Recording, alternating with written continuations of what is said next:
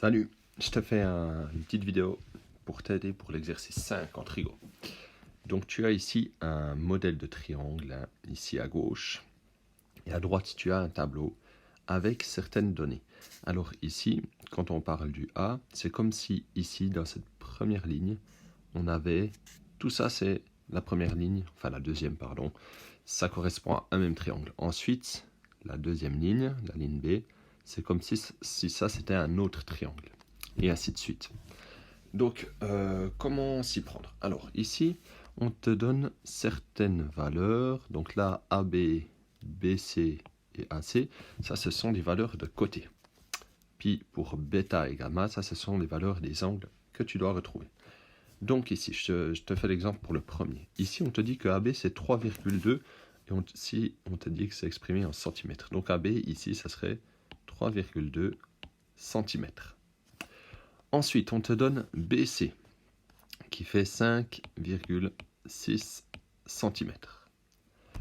Et on va te demander de calculer AC, bêta et gamma. Donc pour trouver AC, de côté ici, eh ben toi tu pourrais faire le théorème de Pythagore. Grâce au théorème de Pythagore, tu peux trouver le troisième côté ici.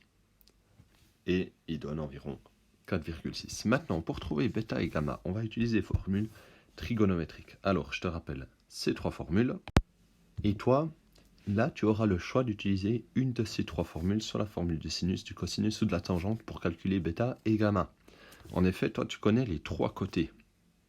Donc, si moi, par exemple, je veux calculer ici la valeur de l'angle bêta, je peux soit utiliser la formule Sinopip, Cosanchip ou Danopage. Bon, moi, je vais partir de ce que je connais déjà. Donc, ce que je connais déjà ici, moi, c'est le côté BC, qui est l'hypoténuse. Hein.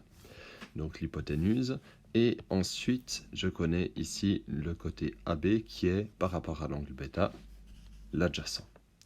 Donc, j'ai l'adjacent et l'hypoténuse dans la même formule. Donc, c'est la formule du cosinus, la deuxième que je vais utiliser. Donc, voilà, j'utilise cette formule-là. La cosinus de l'angle bêta, c'est l'adjacent sur l'hypoténuse.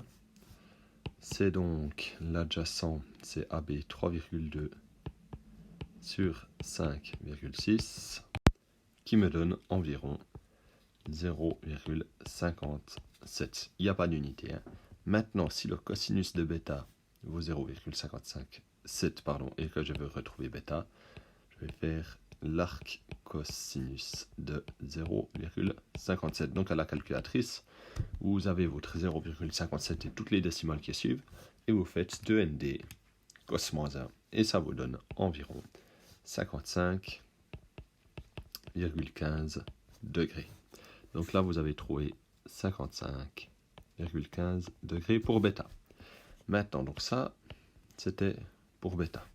Maintenant, on va voir pour gamma. Donc, ici, je vais effacer 2-3 choses pour qu'on s'y retrouve mieux. Voilà, maintenant, moi, je veux calculer l'angle gamma. Donc, par rapport à cet angle-là, les côtés que je connais, c'est 5,6 qui est le côté l'hypoténuse, ça n'a pas changé, mais cette fois 3,2 c'est l'opposé. Donc la formule, il y a l'opposé et l'hypoténuse ensemble, c'est la formule, la première du sinus. Donc le sinus de l'angle gamma, pour le calculer, je dois faire le côté opposé sur l'hypoténuse.